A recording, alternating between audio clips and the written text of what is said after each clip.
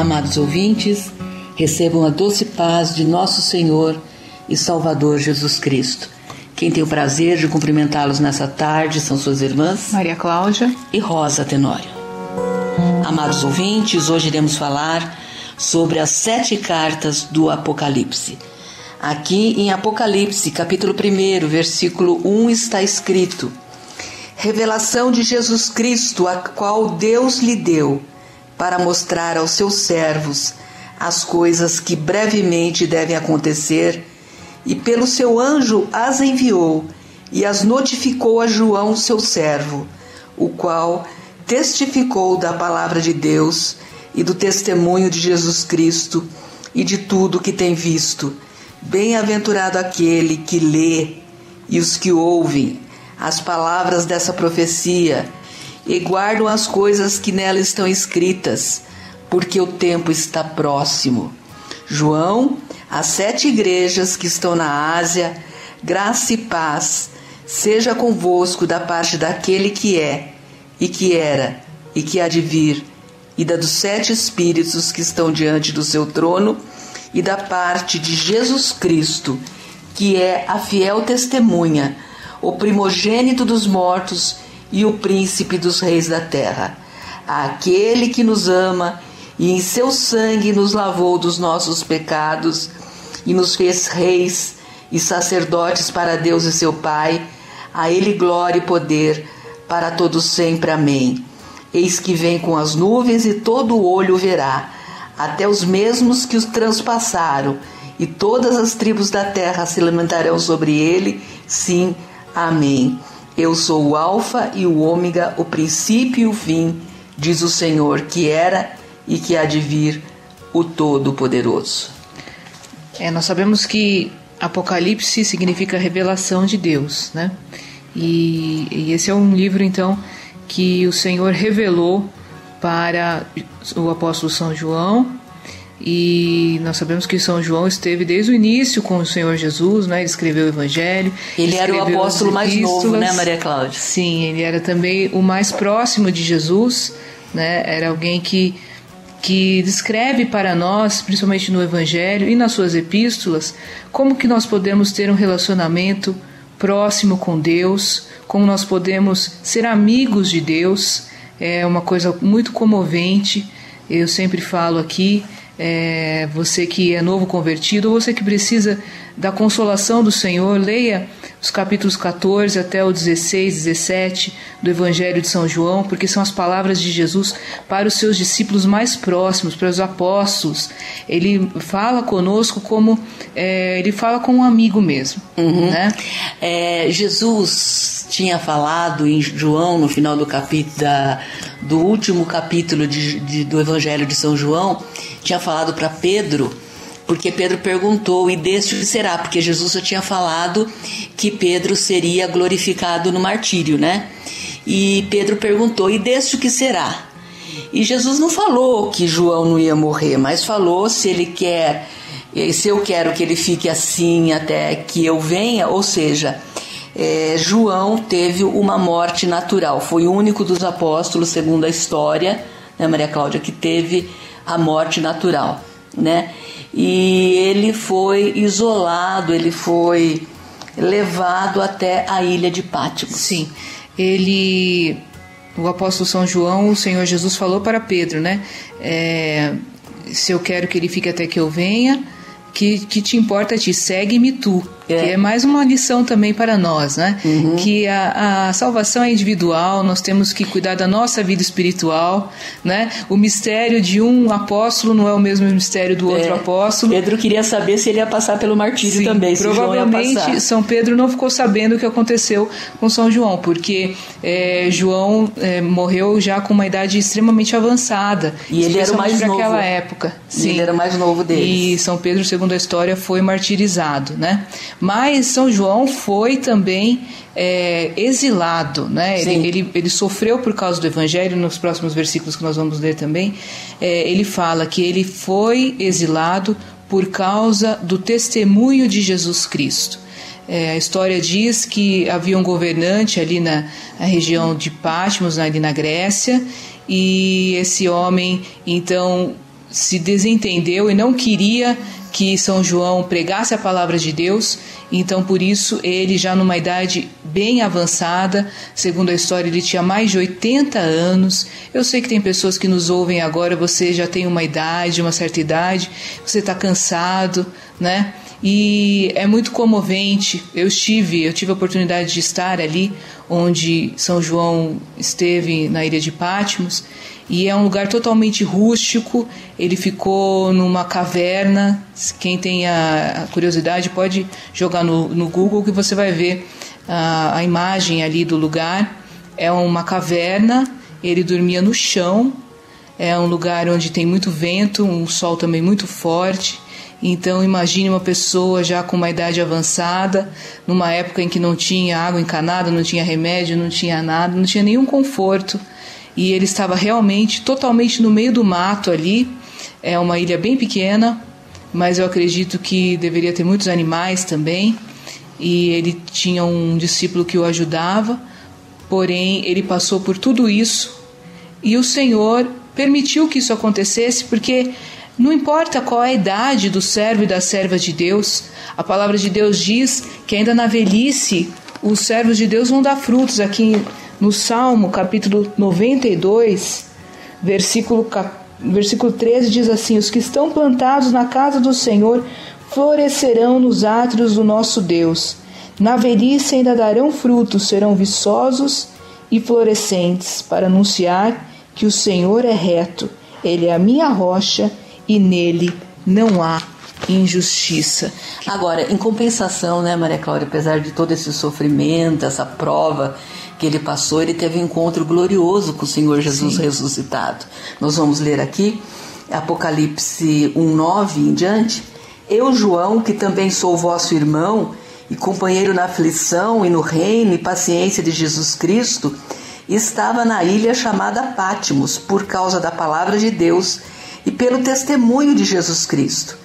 Eu fui arrebatado em espírito no dia do Senhor e ouvi detrás de mim uma grande voz como de trombeta, que dizia: o que vês, escreve-o num livro e envia às 7 igrejas que estão na Ásia, a Éfeso e a Esmirna e a Pérgamo e a Tiatira e a Sardo e a Filadélfia e a Laodiceia.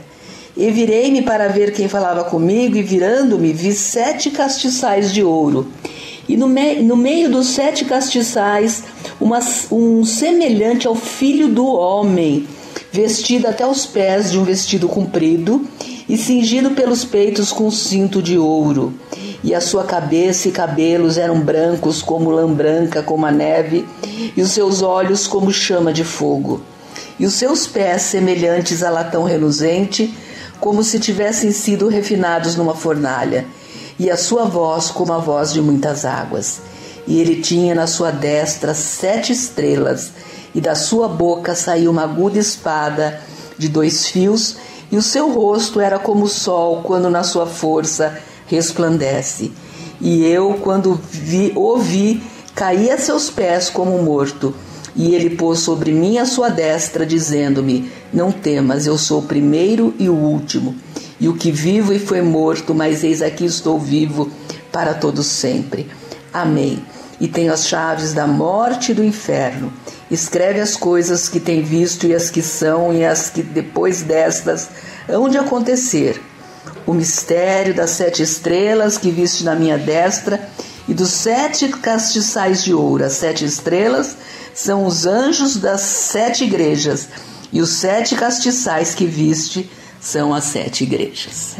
Aqui nós ele vemos, viu Jesus. Sim, ele nós teve vemos uma descrição bem completa de Jesus, ao contrário do Evangelho, né? No Evangelho, São João não faz uma descrição física de Jesus. Sim. Porque é aquilo que nós já falamos aqui, né? O Senhor, ele tem que ser adorado em espírito e em verdade. E então ele faz uma descrição emocional e espiritual e moral de Jesus. Em lugar nenhum da Bíblia fala da aparência física de Jesus quando ele esteve na terra. Em nenhum lugar fala se ele tinha cabelo preto, ou castanho, ou loiro, ou a pele era clara ou escura, os olhos eram claros ou escuros. Claro que as pessoas que conviveram com Jesus sabiam como era Jesus fisicamente, mas não descreveram na Bíblia. Agora, essa visão já é diferente. É a visão do Jesus glorioso que apareceu para ele em luz. Sim, né? Após a ressurreição. Após a ressurreição. É o Senhor na sua natureza divina plena, né? Porque o Senhor, quando ele esteve conosco, ele foi 100% homem e 100% Deus. É um mistério muito difícil de ser entendido. Sim. Porém, quando ele ressuscitou, ele voltou para toda a sua glória. E aqui nós vemos que nessa descrição o Senhor é muito luminoso, né? Ele fala sobre metal, ele fala sobre o sol, então é algo radiante. Nós percebemos que o Senhor é cheio dessa luz, dessa energia, dessa força que nós precisamos, né? Que é isso, essa é a essência dele. Né? Tanto que João fala, e eu, quando ouvi, caí a seus pés como morto, né? E ele pôs sobre mim a sua destra, dizendo-me, não temas, eu sou o primeiro e o último. Aqui também eu acho muito interessante, o versículo 17, que fala, eu sou o primeiro e o último. E aqui também, no versículo 8, eu sou o alfa e o ômega, o princípio e o fim, diz o Senhor, o que era, o que é e o que há de vir, o Todo-Poderoso. Sim, né? Porque ele é Deus e como Deus ele não tem princípio nem fim. Sim, então ele se revela mais uma vez para São João, falando que ele é eterno e em toda a sua glória. E ele também nos avisa, né? Ele fala, versículo 3, bem-aventurado aquele que lê e bem-aventurados que ouvem as palavras desta profecia e guardam as coisas que nelas estão escritas, porque o tempo está próximo. Também no versículo 7 fala, eis que vem com as nuvens e todo olho verá, até os mesmos que os traspassaram, e todas as tribos da terra se lamentarão sobre ele. Sim, amém. Ou seja, Jesus está voltando, esse é o momento. Eu não tenho dúvida, Maria Cláudia, que nós estamos já agora no princípio das dores. Todas as coisas que estão acontecendo já nos mostram que nós estamos no princípio das dores. Ainda não é a grande tribulação, porque antes Jesus vai arrebatar a sua igreja. Mas tudo isso que está acontecendo já é sinal para nós nos prepararmos agora no princípio das dores. Sim. E essas coisas que Jesus fala com o apóstolo João, no versículo 20 ele fala, o mistério das 7 estrelas que viste na minha destra e dos 7 castiçais de ouro. As 7 estrelas são os anjos das 7 igrejas, ou seja, os pastores das 7 igrejas. E os 7 castiçais que viste são as 7 igrejas. Então ele está falando com o pastor de cada igreja. Sim, e nós vamos meditar agora sobre um pouco sobre essas igrejas. Nós não vamos conseguir ler tudo, claro, mas nós vamos começar agora com Éfeso. Sim. Porque são perfis, né? Eu entendo assim, que são perfis de igreja, são perfis de cristãos, são perfis de líderes que até certo ponto receberam a palavra do Senhor e em certo ponto estão deixando a desejar. Nós sabemos que a única igreja que foi a igreja perfeita, que foi a igreja que recebeu o louvor de Deus, foi a igreja de Filadélfia. Mas eu acredito que todos nós temos um pouco de cada igreja em nós. E mesmo aquelas igrejas que foram reprovadas, teve pessoas que foram aprovadas dentro daquela igreja. Sim. Todas elas tiveram pessoas aprovadas. Né? Isso é uma figura. Sim. E aqui em Apocalipse 2, versículo 1, escreve o anjo da igreja que está em Éfeso. Isso diz aquele que tem na sua destra as 7 estrelas, que anda no meio dos 7 castiçais de ouro. Eu sei as tuas obras, e o teu trabalho, e a tua paciência, e que não podes sofrer os maus, e puseste à prova os que dizem ser apóstolos e não são, e tu os achaste mentirosos, e sofreste, e tem paciência, e trabalhaste pelo meu nome, e não te cansaste. Tenho, porém, contra ti que deixaste a tua primeira caridade, ou seja, o teu primeiro amor. Amor e caridade, dependendo da versão da Bíblia, a mesma coisa. Na minha versão fala primeiro amor e também onde fala paciência, na minha fala perseverança. Isso. É a mesma coisa, né? Lembra-te, pois, de onde caíste, arrepende-te e pratica as primeiras obras. Quando não, brevemente a te virei e tirarei do lugar do teu castiçal, se não te arrependeres. Tens, porém, isso, que aborreces as obras dos nicolaítas, as quais eu também aborreço. Quem tem ouvidos, ouça o que o Espírito diz das igrejas, ao que vencer, dar-lhe-ei a comer da árvore da vida, que está no meio do paraíso de Deus. Veja que é uma igreja que ele elogia o trabalho, a paciência, perseverança, sofrimento, puseste a prova os que se dizem apóstolos e não são, e tu achaste mentirosos. Quer dizer, ele não aceitava mentira, não aceitava enganador. Sofrestes, trabalhaste pelo meu nome, não te cansaste. Olha que coisa maravilhosa. Permanece na presença de Deus. Sim, né? Mas tem um problema: deixar o primeiro amor. E o que é deixar o primeiro amor? Nós vamos fazer uma retrospectiva agora na nossa vida e vamos nos lembrar de quando nós nos convertemos a Jesus, de quando nós nos convertemos ao Evangelho.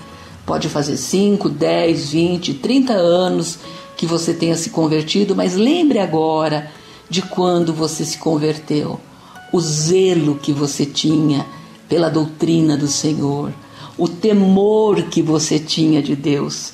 Será que você tem o mesmo temor hoje?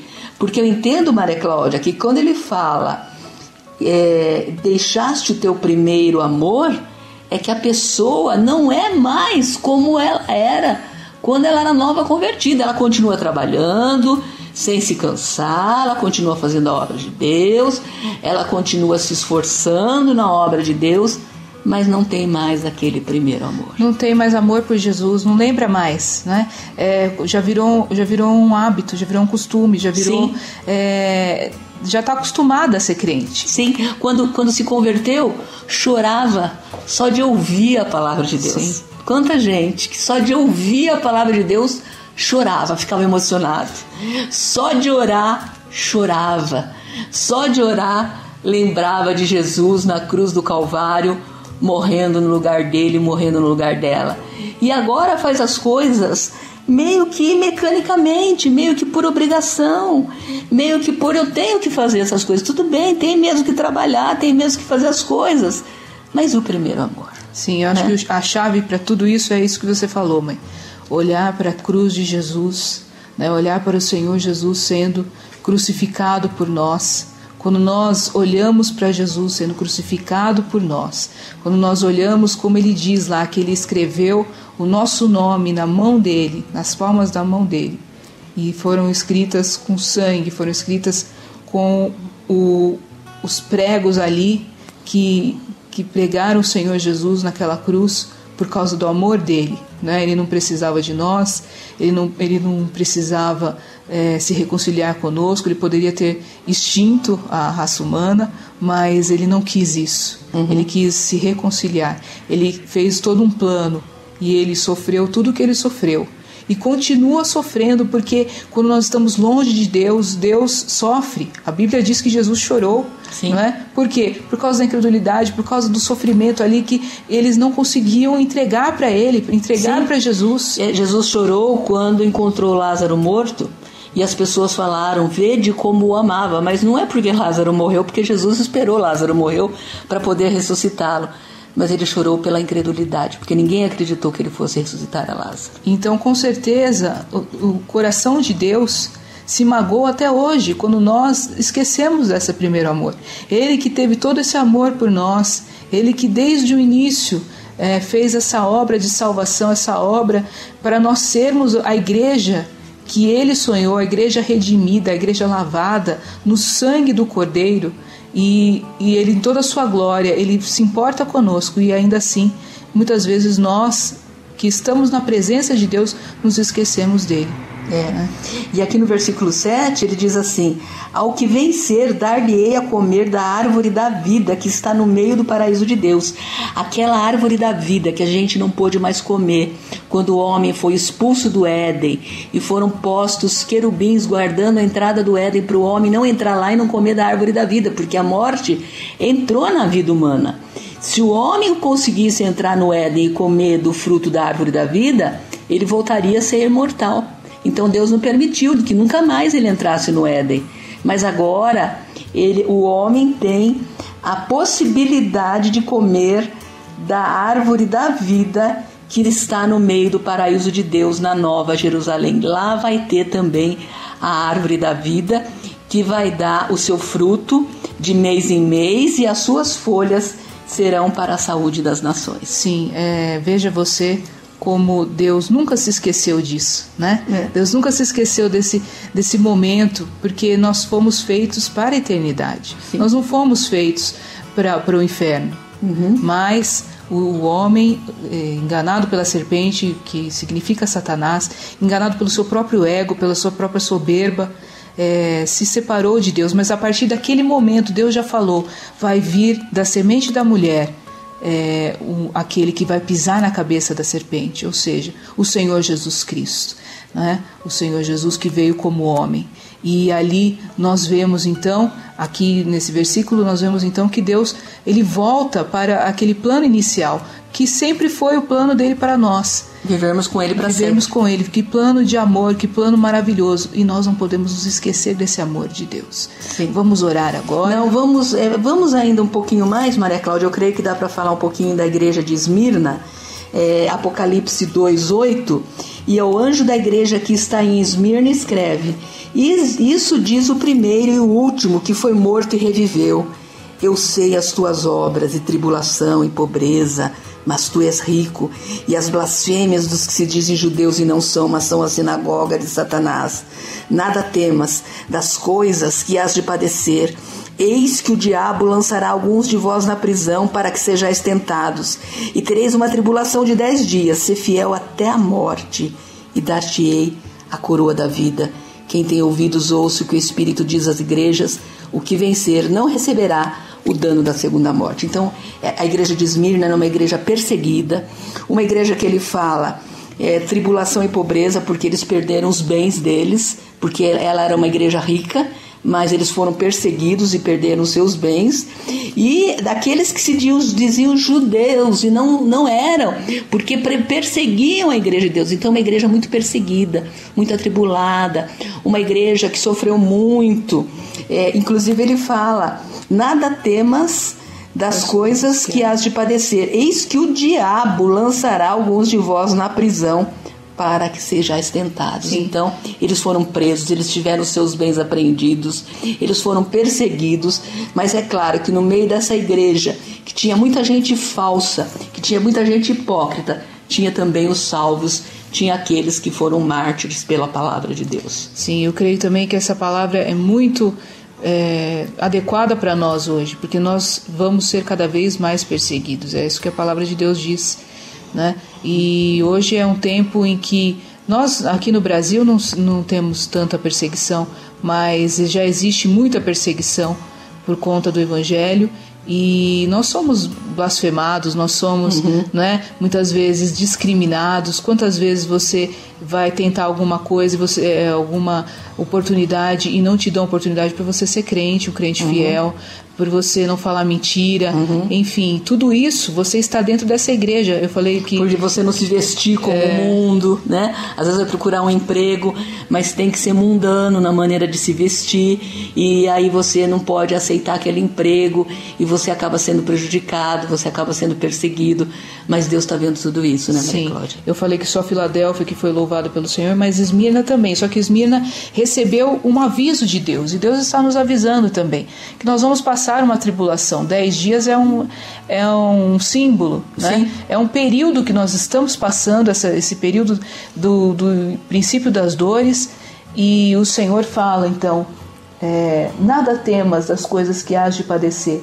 Eis que o diabo lançará alguns de vós na prisão, para que sejais tentados, e tereis uma tribulação de 10 dias. ser fiel até a morte e dar-te-ei a coroa da vida. É interessante essa última frase, porque ser fiel até a morte significa que temos que perseverar até o fim, né?